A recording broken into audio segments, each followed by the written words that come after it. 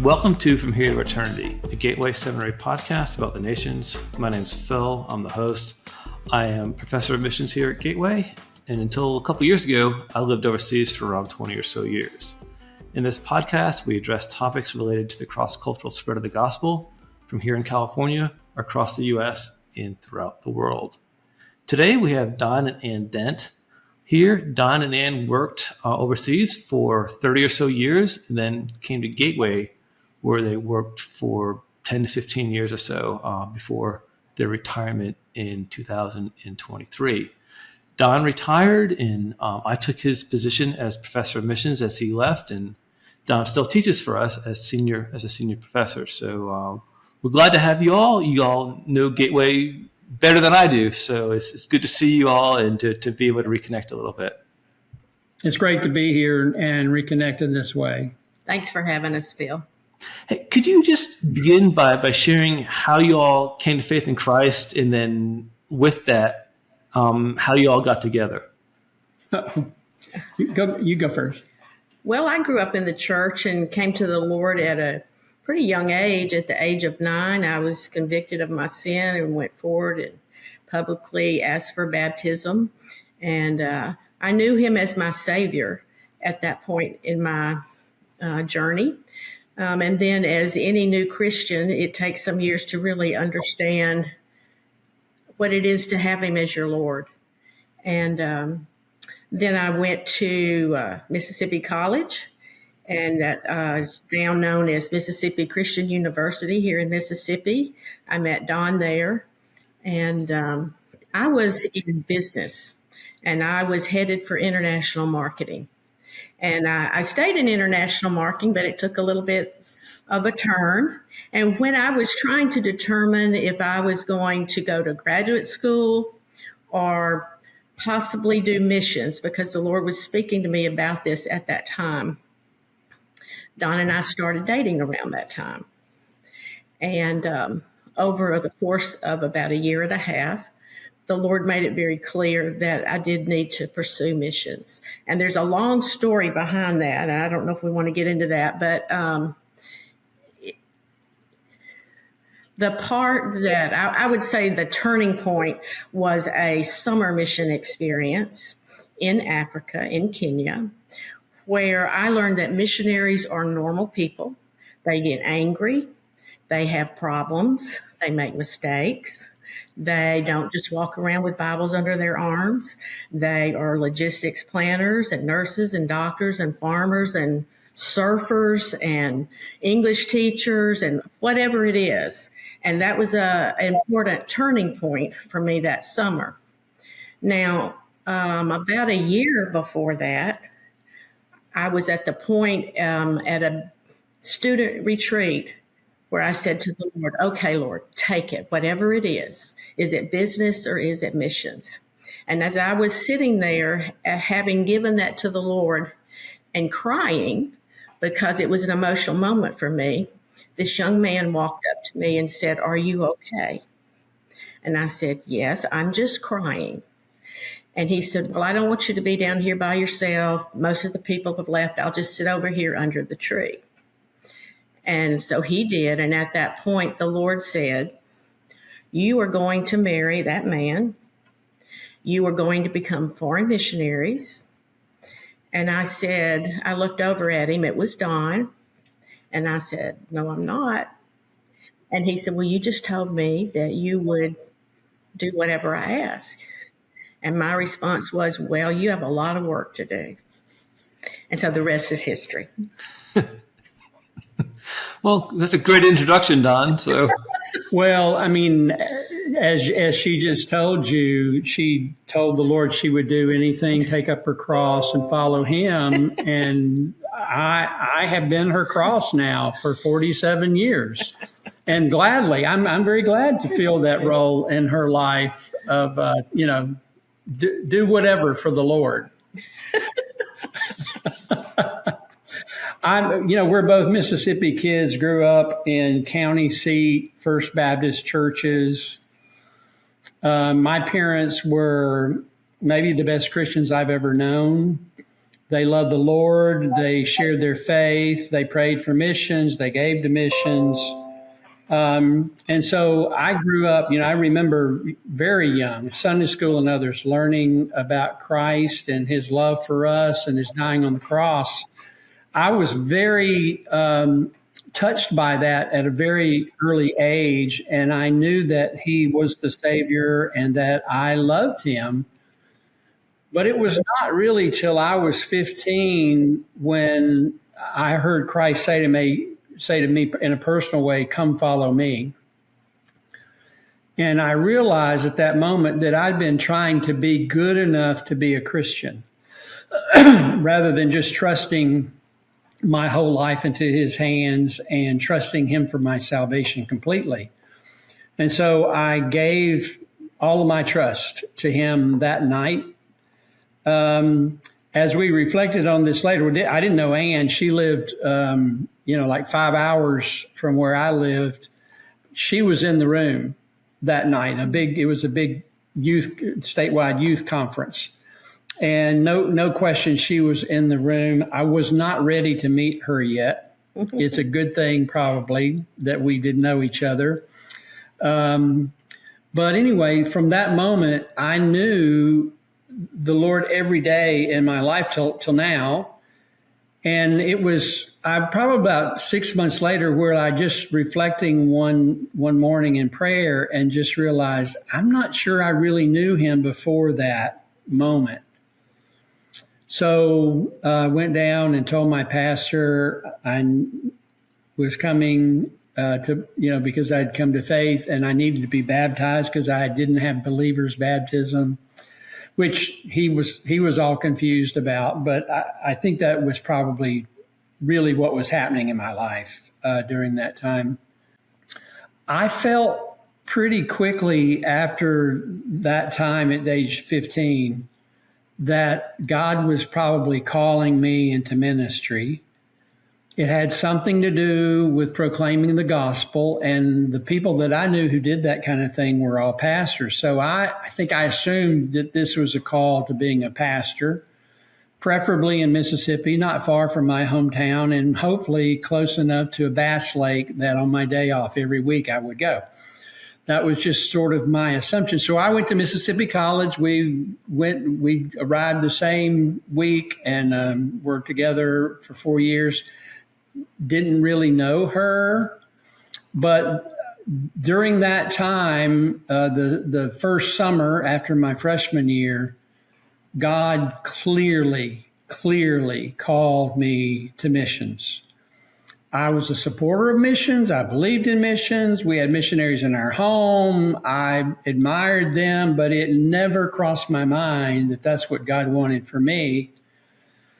And he just clearly that summer said, "This is what you're supposed to be doing." So I was at a camp in Oklahoma, rural Oklahoma. It was an auxiliary camp, and I was the only guy on the campus.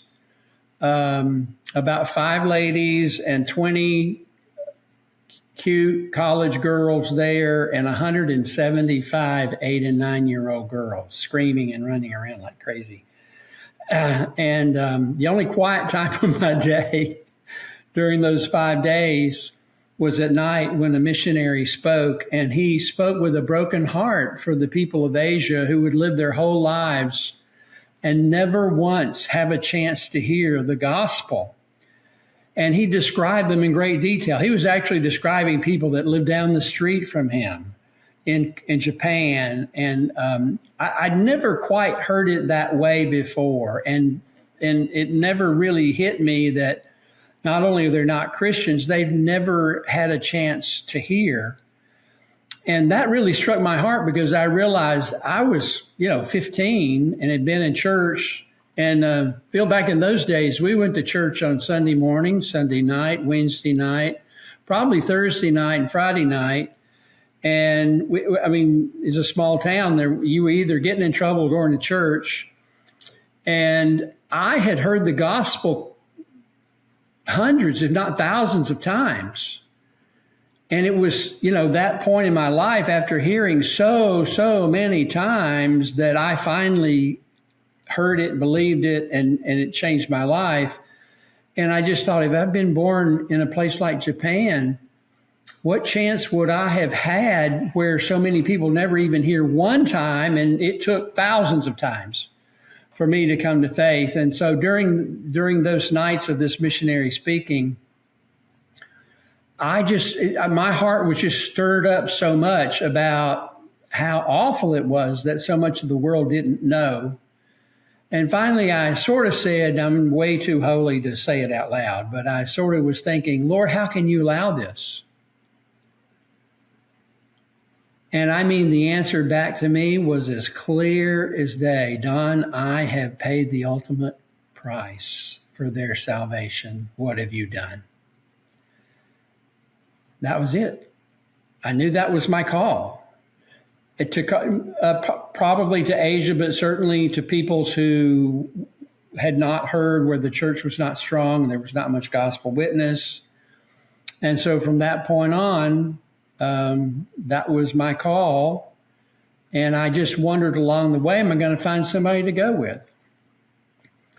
Dated some wonderful young women, but several of them, I could tell that this is not their thing.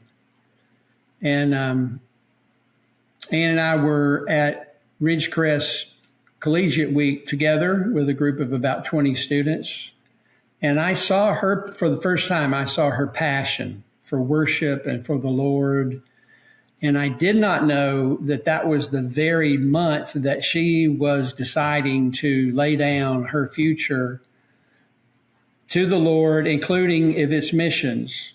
I didn't know, but that's the month that I got interested in her. So praise the Lord. You all talk about this call to missions. Can you, as a seminary professor and as you're working as a faculty secretary and as missionaries, for years, can you articulate that a little bit more for people who may not really understand that? I do believe that it is a specific calling. Paul says God gives some to be sent ones and teachers and, other things. And I do believe it is a specific ministry calling. I think the Great Commission is given to everybody, every church, every person should be involved, but only certain ones he calls vocationally. We see this in Paul's life that he had people who came on a short-term mission trip and joined him and then went home, and he was happy that they came. Then there were others that he thought were on his team vocationally, and he's very disappointed and upset when they leave without accomplishing the task. So I believe that for us, again, that's what we were talking about, a specific call. And, people say, well, did you have a Damascus Road experience? Well, you mean, was I blinded, in the bright light and those kinds of things? No, I didn't see the Lord, but there's no question that he spoke to me, maybe louder than audibly. And that's how it felt to me. So I think for me, one of the, Ann and I were both in a position at that time in our lives where we had told the Lord, you are our master. We will do whatever you ask. And that doesn't mean everybody who does that is going to be a missionary. No, because he gives some. He only calls some to that. But there's so many people in our churches that never even ask. I was talking to some college students a couple of weeks ago, and I said, how many of you you're in college and you're making plans, but how many of you have actually asked the Lord, what do you want me to do with my life? And it's surprising how few really seem to have taken that action to say, Lord. But, Jesus says to the disciples, you'll know my will if you've laid everything down. God doesn't play this game where we say to him, hey, God, make me an offer. Let me hear what you think, and then I'll decide whether you're never going to find his will that way. So for both of us, it started with our laying down our life and saying, Jesus, we follow you wherever you want us to go. For me, I would say I would describe it as being a very intentional word from the Lord, whether or an impression, however He chooses to work in your life to give you that word, that impression. This is the way, walk in it. This is the plan for you. And I think it's so important, particularly for people in ministry, whether it is missions or something stateside, whatever it is. It's even important for someone choosing a secular vocation. I mean, there are hard days as a doctor, and if you aren't called to it, you're going to lay it down. Well, there are hard days as a missionary. There are hard days in ministry. And you need to know that this is the way you're supposed to be walking, because on those hard days, when you want to give up, you have to go back to that call and remind yourself and know that the Lord is walking with you. Okay, so you got together in college. You both believe the Lord was calling you to missions around this time. Then what led you to Golden Gate Gateway from Mississippi, of all places, all the way out to California? Well, first we had spent some time overseas before we came the first time. That's 1 year. That summer that we graduated, Anne went with a group of 10 students traveling all over Kenya, speaking and singing and sharing the gospel with young people. I had the opposite experience. I went to Borneo, East Malaysia, out, sort of out in the jungle, with just me and my partner for the whole summer. And for both of us, that experience affirmed that God's saying, I can use you. Like Ann said, these are normal. Now, she was around missionaries a good bit. I hardly saw missionaries all summer. It was local believers that we were connected to out there because there couldn't be any missionaries at the time.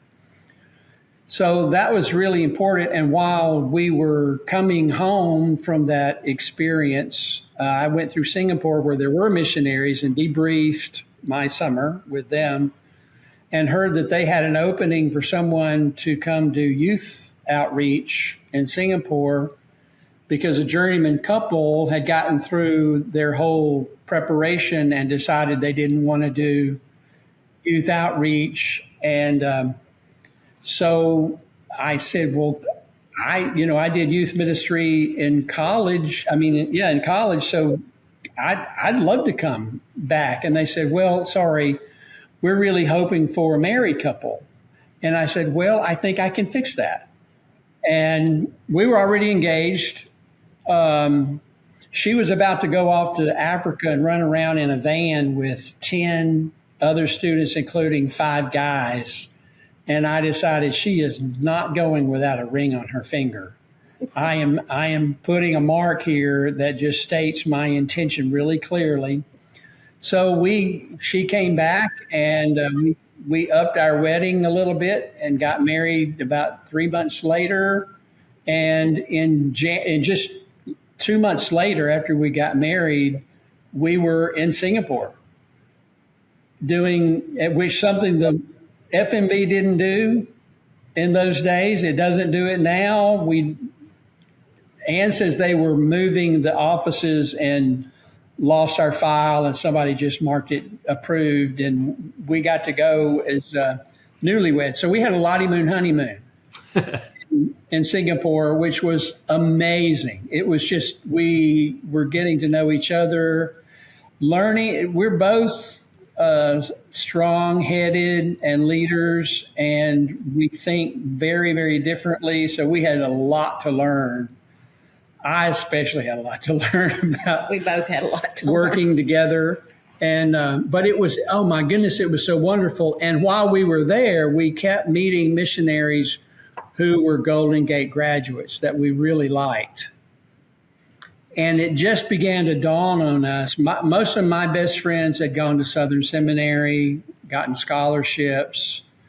I perhaps could have gotten one of those scholarships. but we felt like God's calling us to Asia. We need to prepare outside the Bible Belt. And that was a great, that was God's leading. I believe it was God's leading, but it was that, again, just an incredible blessing to be in Northern California and work downtown in the city, had a great job. And we ministered to people of other backgrounds and ethnicities that we might not have had that opportunity, if we had been in the Bible Belt. Now, when you were at Golden Gate, was it Cruz? Was he the president at the time, or was it Dr. Pinson? Bill Pinson. Okay, oh, wow. So you were there before Cruz, then. So okay. Yeah, actually, there were several presidents before Cruz got there. Okay. Yeah. Okay. So I'll fast forward a little bit, but I want to talk about at some point when you all came back here and how things look different, X amount of years later. But I'm still fascinated by, like, you all went overseas, married for 2 months. The FMB at the time just lost paperwork by God's grace, right? So it happened. No explanation. They let us go. God is good, and sometimes He allows things like that to happen, right? I guess so. It did. So you're in Asia. Did you stay in? I know the answer to the question, but for people who don't, but did you stay in one country for the whole time you were there, or did you go to different places? And how did your progression go with the FMB? Are you talking about that 1 year? Well, you went to Golden Gate, and then you went back overseas. During our career? Yes. Yeah. We moved several times. So after being married, we were in Singapore for a year. Then after seminary, we went back. We were there for 4.5 years. To Singapore. And a lot of missionaries were losing visas in Indonesia. There was like dozens of them. And we began praying for Indonesia and for God to send new missionaries there. And I personally did not mean myself, but that is what happened. And so we ended up moving to Indonesia, and we were there for a total of about 6 or 7 years. And then at some point, we went back to Singapore. Don was asked to go into leadership, and we were there another maybe 14 and a half years, 15 years. After that, then we were in, and so for 15 years after going back to Singapore, we basically traveled and had knowledge and working with teams in about 18 countries. And it was just a wonderful time to really have a window on people's ministry and on their lives. And honestly, I was just always so humbled and felt it was such a privilege just to watch their ministry. The realistic ministry side of that is, if we haven't done it, we probably know somebody who has. And then we came home in 2008 for a study furlough. Don was getting his doctorate. And then we went back to India for 3 years. And it was from India then that we came to Golden Gate, which later became Gateway Seminary. When you were in Indonesia, were you there when was it Keith Parks was there at the time, or was it Jerry Rankin, or was it someone else? Well, Keith was the president of the FMB when we were appointed, and his kids were in that part of the world, so we knew that family well. Jerry had been our regional leader for, I guess, all the time that we were in Indonesia. Jerry was the regional leader for Southeast Asia. And then towards the end of that time, he was selected as president and moved to Richmond. So, yeah, so both of them had been in Indonesia, and we knew them because they were leaders at different levels during that time. Okay, so bold mission thrust was the strategy at the time. For those who don't know about what bold mission thrust was, could you talk about that a little bit and how that played an impact? Well, I think it impacted my call because that was 1975. We had 25 years until the end of the millennium, and Southern Baptists voted, in their annual meeting that we were starting this big new push and that we're going to share the gospel with every person in the world in 25 years. And so, again, my call came that same year as I'm hearing this about bold mission thrust, and God was saying to me, go to a place where they're not going to hear otherwise. So that I think it was all tied together. And what happened was, and Keith Parks is the one that started it, seeing that, we just kept doing things the way we'd been doing, we weren't ever going to get to all the people in the world. And a lot of that had to do with the fact that we pretty much only sent personnel to places where they could get a missionary visa. Well, most of the unreached world doesn't give missionary visas. And we also had the pattern that missionaries recruit missionaries. So the countries and the regions of the world that had the greatest number of missionaries could mobilize far more Southern Baptists to come and be missionaries in those places than the places that weren't, as you well know. So that all needed to change. It was painful. And actually that a lot of that started around 1990 and into all through the 90s, major changes. And actually people are surprised that it became the IMB and the FMB. But more missionaries moved to reach out to the frontiers through Southern Baptist missions than maybe all the other agencies combined.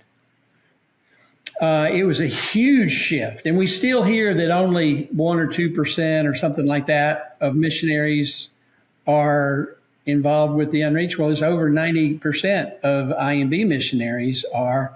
I think those statistics are way out of date. But I continue to hear them at big mission conferences and other things. Still, certainly there needs to be continued move towards the unreached if we're going to, again, share the gospel with those who never heard. But that was a huge part of our calling and our early life, and we talked about it all the time, and it caused tremendous changes in how the International Mission Board was doing missions. I want to transition just a little bit to raising children overseas. That sometimes is a question that you all, I'm sure, have gotten at being at Gateway and you've seen in your leadership positions.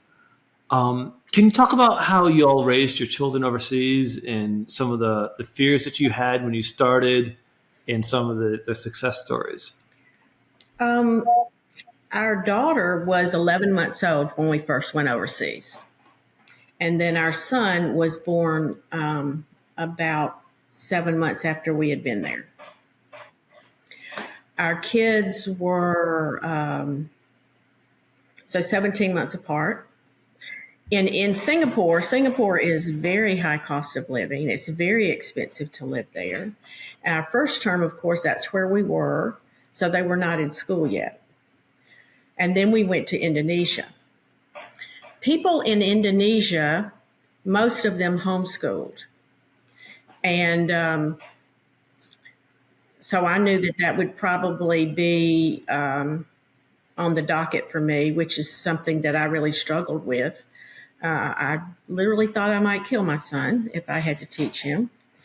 And but another thing that was going on then, because when we decided to go to Indonesia from Singapore to change ministry, that's not something that we just woke up one morning and said, hey, let's go. Dawn was ready to go, but I struggled with it for more than a year. I felt called to the people of Singapore. There's another call there on my life. Yeah, And we love that place. And I those people. still feel called to the people of Singapore. So I struggled with that, and we worked through it. And actually, if it's okay, I'm going to tell a little bit about that field, about call. Don got to a point where he said, I feel called to go to Indonesia. I feel called to those people. Well, I did not. I felt called to be a missionary. I felt called to the people of Singapore. I did not feel called to the people of Indonesia. And I struggled with that for a long time. And anytime he wanted to talk about it, I would just cry. Then I should have known from that first time sitting out there in the dark where you were crying and you said, just leave me alone. I'm crying. Let me work through it. So finally, Jerry Rankin actually called one day. We were on furlough, and he said, Don, I've got to get y'all's ticket. Where are you going? You going back to Singapore? You going to Indonesia? And I mean, we had talked about it over and over. And I had come to the point where I had said to Don, I am called to be a missionary. I am called to be your wife. But God and I are okay for me to go to Indonesia on that. And he said, that's not good enough. Don said, that's not good enough. You have to be called to the people of Indonesia. And I said, well, I'm not right now. Perhaps the Lord will get me there. But I have a peace about going now. And the Lord and I are okay with that. And you need to take it up with the Lord, because I'm good with it. And so when Jerry called and we had been talking like this, and he said, I've got to get your ticket, Don said, well, Jerry, I guess we're going to go. I'm going to Indonesia. I guess I hope Ann will go with me. And that's kind of how that happened. And he did buy 2 tickets. And he did buy 2 tickets. So when we got to, but through all that praying, I'm going to connect that back to the kids. Through all that praying, I had a very distinct impression that the Lord was not going to ask me to teach my children school. And I could not I couldn't get that coincided with what was going on in Indonesia at that time with schools for missionary kids. Because most people were in a place where there was no school. But I went trusting the Lord that he would show me and give me the strength to do it or whatever. And as it happened, we happened to be assigned to the one of 2 places in the country where they had a school. So what that did for me was it affirmed that I was, because what was happening to me at that time was, if God is saying this to me, but this is the reality over here in this other country, am I missing? Am I so out of tune with the Lord that I'm not hearing him properly? Because I really felt that was just a strong impression from the Lord. And as it turned out, my impression from the Lord was correct. That's where we ended up being in a place with a school, and our kids were able to go to school. And so that was one of the struggles. And I just needed to trust him with it. Now later, when we went back to Singapore, schools are very expensive there, $40,000, $50,000 a year. We don't spend mission funds like that. And so eventually our kids went to boarding school. That's not something I wanted to do. I was very much against it. And I thought, well, if the Lord wanted us to send our kids off to school, he wouldn't give us kids. They need to stay home with mama and daddy. And but the best argument for a student to go off like that is an unhappy 8th grader. And we were sitting somewhere where the students from the Singapore American School came in in beautiful costumes and gave a program. And our daughter turned around and looked at me, and she was in the 8th grade, and said, oh, is this what I'm missing? Because she was very talented musically and in drama. And at that point, I said, okay, let's go visit the school. And it was just it's probably the hardest thing I ever experienced on the field, maybe one of 2 hardest things. And, but anyway, the Lord led us through that. I somehow deep down felt that my son would go if my daughter went eventually. And that was part of it for me. It wasn't just like, okay, my daughter's going to go, but I knew that he would probably follow. And he did. When she came home the first time for Christmas and she stayed 6 weeks, he cried all the way from the airport, all the way home, and said, I just miss my sister. I miss my friend. And later that night, he came in, I was cooking, and he said, Mama, I want to go. And it would have come up for him the next year. And he said, well, what? And I said, okay, if that's what you want to do, the Lord's just going to have to, and I'd worked through a lot of it for our daughter at that point. And he said, but what will you do? He was so concerned for me. And I said, well, the Lord will take care of that. And so we made that decision, and it was probably in the next 2 weeks that Avery Willis called and asked Don to take a regional leadership position. And at that point, because of the decisions we were made, he was ready to hear that because he would have more freedom to travel. And I was going, and then I said I could travel with him. And so the Lord just set it up for these things to happen, and we just needed to trust that. So for me, that was a big struggle with the kids. The kids did go to boarding school. It turned out to be great. It prepared them for college. When they went to college, they had already learned some of the skills and things that in boarding school that we didn't need to worry about. A lot of parents send their children to college and they're like, do they know how to handle their money? Can they wash their clothes? Can they make sound decisions? But our kids had already had some experience at that. And of course, they were staying in a dorm from our organization. So that was a big plus, knowing who was dorm parenting them and who they were living with. And our daughter, she today is the director of intercultural and TCK students at a university in America, at Liberty University. And so she's, that's her wheelhouse. Mm-hmm. That really is her wheelhouse. So one thing that people are they're not expecting, I think, is that on average, from what we've seen, and we worked with hundreds of families. Most missionary families are closer overseas than they would be in the States. And children grow up talking to mom and dad like we're all adults, more so than in America. And we would see that in multiple ways when we come back to America. They would go to Sunday school and they're expecting an in-depth Bible study on Romans 8 or whatever. And, it's all talk about fun things. And they would just come back and say, we hardly even talked about the Bible in Sunday school at church, good churches. And they just had a higher level of spiritual knowledge. So, and I think, and then the other part of it is, okay, we are Americans. We realized as they were growing older that we needed to actually celebrate some American holidays so they would know what they were. I'm not talking about Easter and Christmas, but other things. But we also really wanted them to know and enjoy the country where we were. And we saw families make the mistake of trying to somehow pay back their kids for not raising them in America, which is a terrible mistake.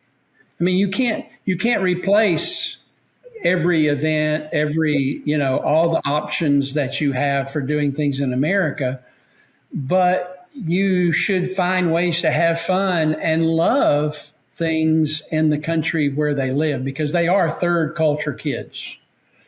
They are Americans, but they're also growing up in another culture, and they weren't fully at home in Mississippi, and they couldn't, as they grew older, realize I can't probably even live in Singapore or some other places, without my parents, because I'd have to have a job and a lot of money coming in and everything. So helping them really enjoy who they are. We're Americans, we live overseas. There's some things we can't do because we're overseas, but there's so many things that we can do. We can experience local language and food and friends and be fully at home in this other place. And I think when families do that, then pretty much the kids do fine. If I might just add something that we were very intentional about with our kids is missionary families on the field are so close, and children, and I think the studies and statistics have shown this. The kids like to be around adults and hear adult conversation. They're able to engage in it. They're knowledgeable about some of these things that are being talked about. But one of the downsides of that is you're with your family all the time. And if there are troubles on your team or troubles in your ministry, sometimes that is very easy to come out in conversations over the dinner table, particularly between the father and mother, or possibly between other team members that are over at your house eating or sitting on the porch or riding in whatever it is. And so we were very intentional that those kind of conversations, and I mean, there is an unhealthy conversation that can happen, and I'm not talking about that, but sometimes you do need to talk with your spouse about a difference in philosophy or a difference in strategy or different, whatever, and maybe even with a team member. We were very careful not to do that in front of our children. We wanted our children to love their missionary aunts and uncles and know them as who they were and not as the one who wouldn't follow the rules or the one who messed up or the one who, whatever it is. And I would say in whatever you're doing in ministry, that is really important. And so there are people that we had disagreements with. There are people that we had to work through things with, and our kids were never aware of it. And to this day, they're not. Well, that's so wise. There's something wise there. Sometimes it's easy to talk about things that are adult conversations, MKs are not ready for all adult conversations. They can't handle the stress of some adult conversations. No, but they seem, at least it's anecdotal, I realize, but it seems like missionary kids tend to be a bit more well adjusted on average. I mean, there's a maturity that you all mentioned that I think is something that is important to highlight, that kids overseas have, that's just a bit different than kids growing up in America. Nothing wrong with either, but going to Sunday school for a 10-year-old may not be the best thing if they've been doing house church the whole time and having adult conversations. They probably know maybe more than the youth pastor, right? Right.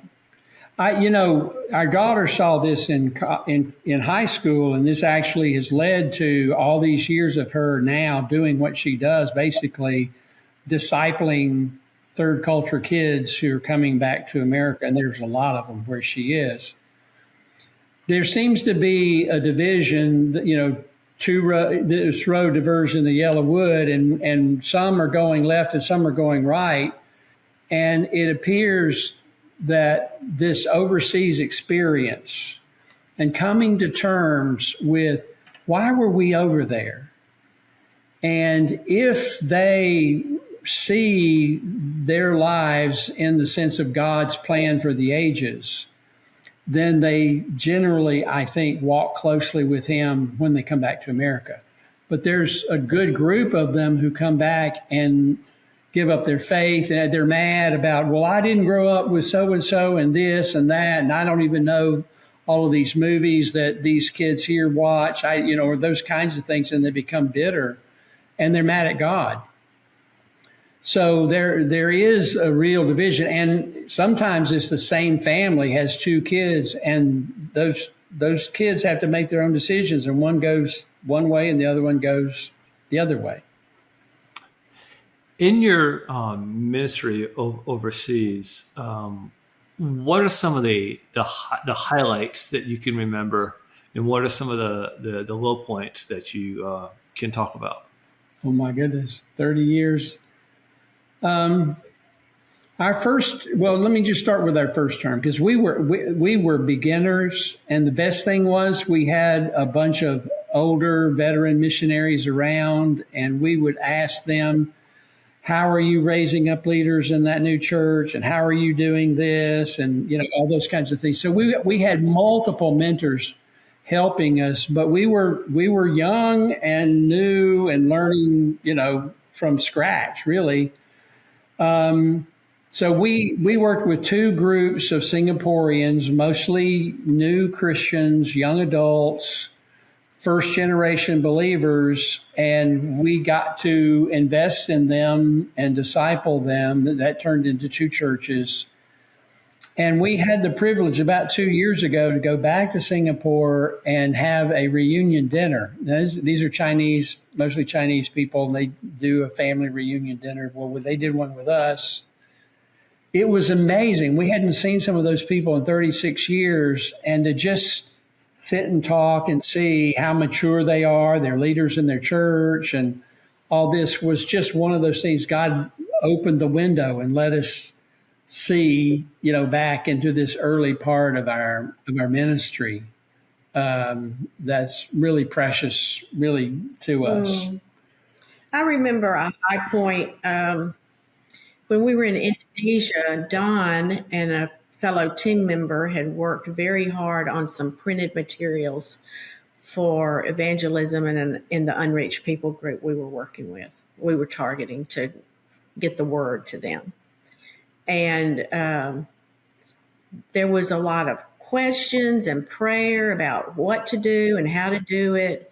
And I remember one day we were in a major city in Indonesia. We were in Jakarta, and we lived like 5 hours away. And over in the corner, there was a man kind of down squatting, reading this little book, this little pamphlet. And as I looked at it, I could see it, and I knew what it was. And it was one of the things that they had worked on. And so to see that in a different city, a man reading it, it just was such a highlight for me that, well, Lord, you're getting the word out there. This is something that they worked hard on, and you're going to use it. And we have heard in later years that that's being used, and I've lost count now. I think it's over 20 countries or whatever it is. But that was a high point for me. I remember another time when we had prayed and prayed and prayed for a place for our church plant to meet in Singapore, the end of our first term. And I remember our first worship service in that place, and just actually getting to see and experience the answer to prayer. We ask the Lord so many things, and we make requests of Him, and He doesn't have to show us His answers, but it's certainly so nice when He does. And when we were leaving Singapore for the last time, I ran downtown to do some errands the last afternoon we were there. I never went to that part of town. It was a Sunday afternoon, but we were flying out the next morning. And I ran into a young woman named Nancy that the Lord had used me to lead to Him. And I was so glad to see her, and we were hugging. And I said, "Who are all these people with you?" And there were about 11. They'd had a reunion dinner. And she said, "Oh, this is so-and-so. This is so-and-so." And she had led all of them to the Lord. And I did not have to see that. There's nothing in Scripture that tells me that the Lord is going to show me the fruits of my labor. but I got to see it. And for me, that was a high point in ministry. And I was so grateful to be able to see that. Man, that is a wonderful thing, isn't it? To see the fruit of your labor, because sometimes, we all know the stories, and we've all been a part of that, where you work and work and work, and you just don't know where that's going to lead sometimes, and it's a beautiful thing. Well, and the day before, and I guess this is an important part of the story, the day before, I mean, we're packing, we're leaving. And I was talking to the Lord, and I said, did it matter that we can't? Did it even matter, as far as what I did? And so, boy, he orchestrated a lot of things that day for me to be able to see that. Mm-hmm. So you all transitioned to Gateway, or you were at Golden Gate, right? And then they moved down to the Los Angeles area. What was it like coming back? Just how do you talk about the reverse culture shock just for a little bit, and just coming back to America after 30 years of being overseas, and how did that, how did the adjustment go? Then on top of that, you had to move from the Bay Area down to Los Angeles, which is another, I'm sure, a bit of a culture shock as well, from going from the San Francisco area to the Los Angeles area. It was literally 30 years from the time I graduated and the time that we came back. It was exactly 30 years. So that was really, consciously, I was just thinking, wow. No one on campus was a professor of mine. No one knows me here, which, sometimes you just need to leave a place long enough that everybody that knew you has passed on, and then they might ask you to do something. But so that's sort of what happened with us. But the campus had gotten older. And the need of seeing, especially like the housing sections, the roofs were creaky. It just didn't look good. And that campus to stay there needed a multi-million-dollar renovation. That was pretty obvious. But it was the prettiest site for a seminary, I believe, probably anywhere in the world. It was just absolutely gorgeously. It was shocking. It was so beautiful. So that part was good. That was like coming home, being right back there and enjoying just the beauty of that place, but also realizing the school, and they've been trying for decades to move. That was not a last minute thing. That they've been looking for a very long time. But the biggest shot really was seeing how much the society and the culture of America had shifted. When we had left, there was still a lot of biblical knowledge in the culture. Even in the crazy 60s and 70s, how many hits in the top 40 actually have a biblical basis? There were a lot. And then we came back, and of course, Mississippi still is the Bible Belt. We live in a place where, Phil, I've been witness to 6 times since we moved back to Mississippi. And in all of our 45 years of being gone from here, no one ever witnessed to me anywhere. I witnessed to other people. So we've come back and compared to other parts of America, this is still a place where there's a good bit of biblical knowledge, and a lot of people openly talk about their faith. But in the culture as a whole, in pop culture and what you see and what's on television, things that would never be on television are now in prime time on television. That was a bit of a shock to us to see how far the country was drifting down what we felt was the wrong way. But one of the interesting things is, I think, because I'd been involved in local ministry in Marin County when we were students, I think that was sort of still in a way almost like a post-Christian era for Northern California. But when we came back, Christianity wasn't even a thought. When we shared the gospel in Northern California, when we came back, it was something new. They weren't anti-Christian. They just didn't have it in their list of things to think about. And that can actually, I think that can be, tremendously advantageous if the church is courageous and bold in sharing the story of Jesus, because it's unique and there's nothing else like it in the world. There's a beauty to that, isn't there? And yeah, post-Christian society is a bit different than anti-Christian, or there's a bit of a difference, I think. And I think sometimes, Lord willing, the U.S. will get out of the at least some parts of the U.S. will get out of the anti-Christian part, quick enough to where it is, perhaps a bit more easier to share the gospel. Well, people are offended by the church and some Christian they know, because all Christians are at best redeemed sinners.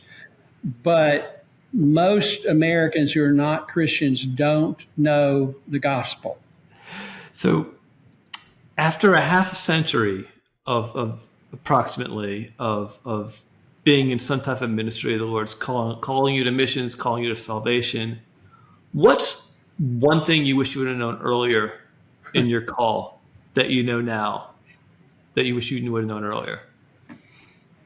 Well, I'm going to tell you two, because I can't choose between the one, choose just one. And I learned this pretty early in my career, but it's one that I think is really important, and I share with people a lot. And it's that there is a big difference in being permanently temporary and temporarily permanent. I'm going to say it again. There's a big difference in being permanently temporary and temporarily permanent. So if you go into a place and let's say you're a journeyman, let's say you're there for the summer, let's say you're there for one term, whatever it is. If you are there knowing every day, well, I'm going to leave in 3 more years. In 4 more years, I can go home.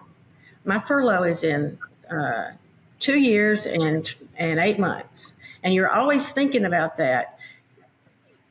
That's very different than thinking, okay, I'm here now and I'm going to really be here. I'm going to put some roots down. I'm going to make this home. I'm going to find friends. And you're not just passing through. And I think that makes a difference in your ministry, whether you're overseas, whether you're in the States in ministry. Well, I really want to be a senior pastor. So right now, while I'm associate pastor, or I'm doing youth work, or I'm doing whatever I'm doing, this is just a step to the next place.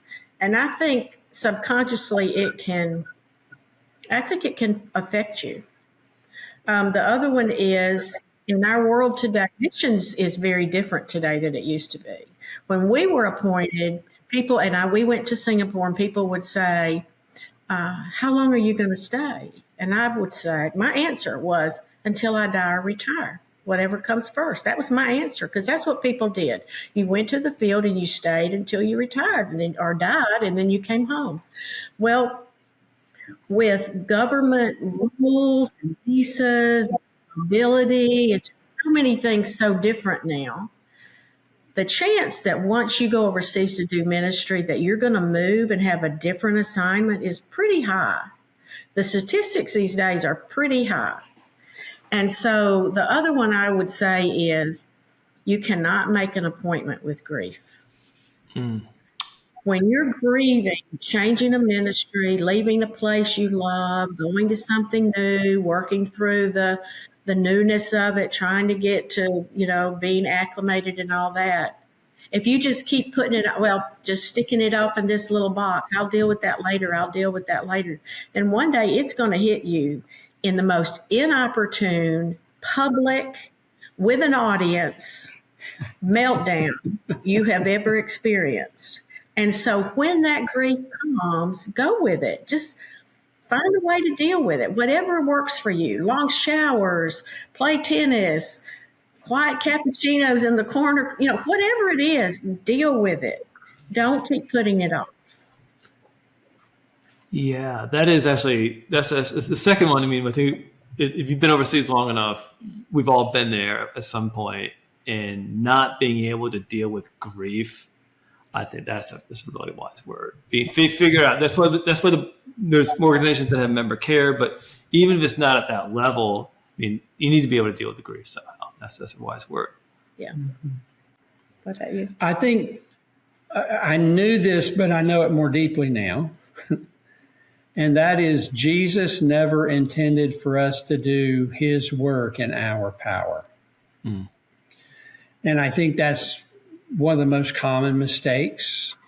And it also means that we often hold back on what we're actually trying to accomplish because we're thinking, okay, what can I do? Which, I mean, in reality, eternally, isn't much. So that, I think, is the most important lesson to learn in ministry, whether it's in the States or certainly overseas, where there's so many reasons that you shouldn't make a difference. You know, it's a different place. They think differently. They have different values, all of those things. But see, it's not up to us. It's, you know, it's why in all 5 Great Commission statements, Jesus reminds them that the power is from him. But we Americans like to do it ourselves. Yes, that is a good word too, right? Because sometimes in Western culture in general, it's all about self-sufficiency, the individualism, and you go overseas to more of a communal environment where things are done in groups. I think maybe people overseas, Christians who are overseas in the third world, the second, world A, whatever you want to call it, 1040 window, they have perhaps a greater appreciation for the communal aspect and relying on other people more so than we do in the West. And that's a really good word. Thank you. Kind of a related question, since I'm sure you've done this being in the seminary setting for 15 years or so. But if you were to talk to someone who's thinking about going to seminary or going into ministry, what's like one piece of advice you'd give them? Trust God and take steps. There are people who take steps and they're not trusting God, and there are people who are trusting God and aren't doing anything. So if God's calling you, just step out and do what he's calling you to do, and trust him. Trust God, and he gives you what? He gives you a lantern, doesn't give you a flashlight or something like that, right? Sometimes I think that's the saying. Yep. I would say, and I kind of come to it from a different angle because I worked in the dean's office at Gateway. Okay? Yes, you did. So I'm coming from a different angle, but I would say, if you need help, ask for it. I never heard a professor walk in that office and say, so-and-so asked me for help, and I don't care about them, and I'm not going to help them. I heard stories where people asked for help, and they got it, and there were success stories. And the other thing I would say is there's a system, and I know some people don't like systems, but my husband being one of them, but there is a system. I like some system. Well, you like some, but there's a system, and if you will learn it, it will work for you. I'm talking about scheduling. I'm talking about going to the registrar for whatever, going to your professor, if you need to go to the dentist, whatever it is, just know that there's a system, and if you will try to work with it, it will help you.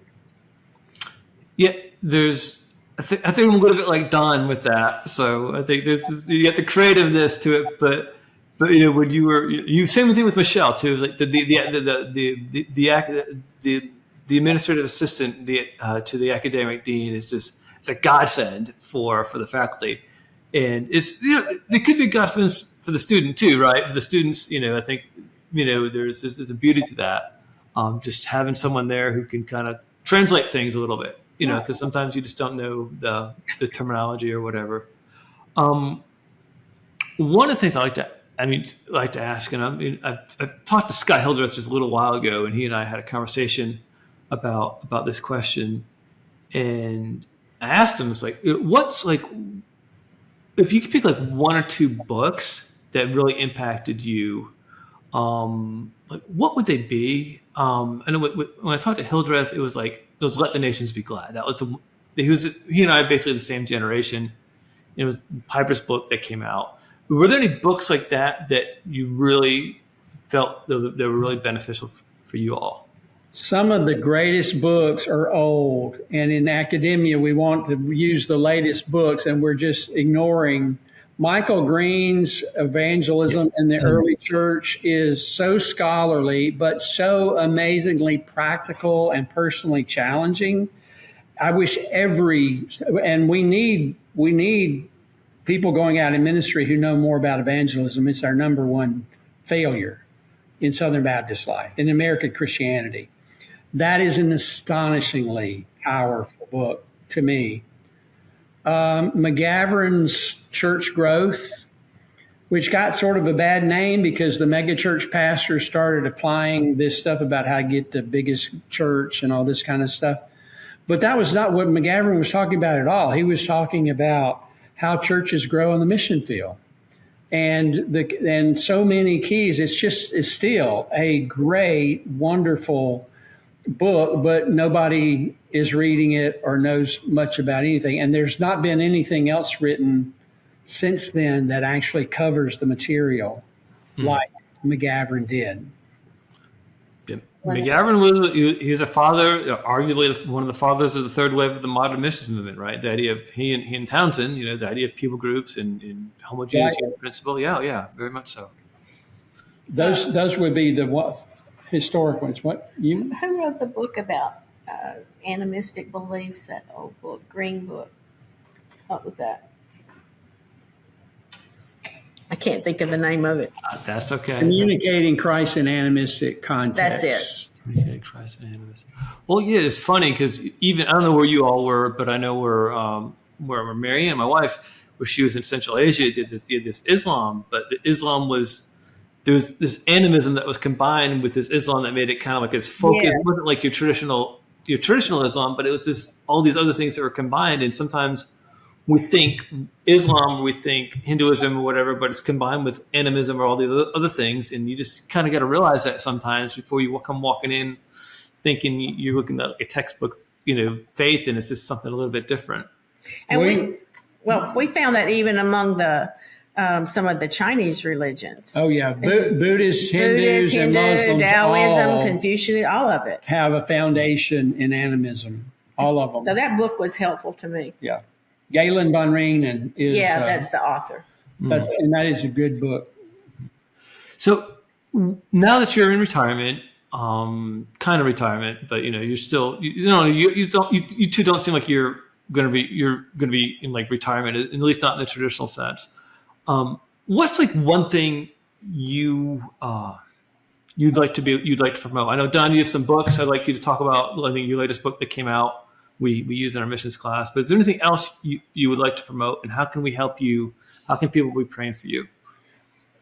Well, people can always be praying for us. We are still called to the task, and we're adjusting to.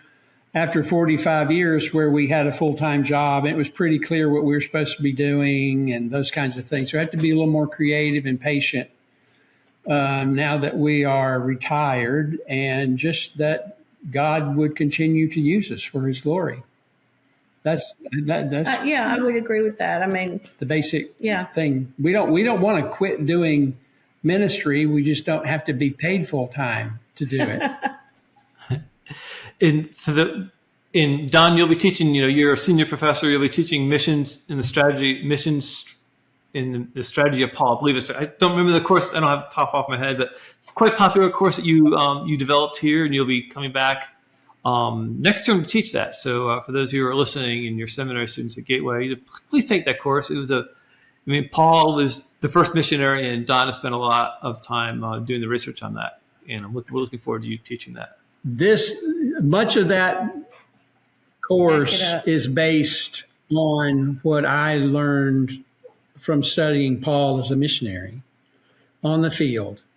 And this is the result of that. This is not, I don't usually use this as a textbook because I'm going to talk about almost everything in the book.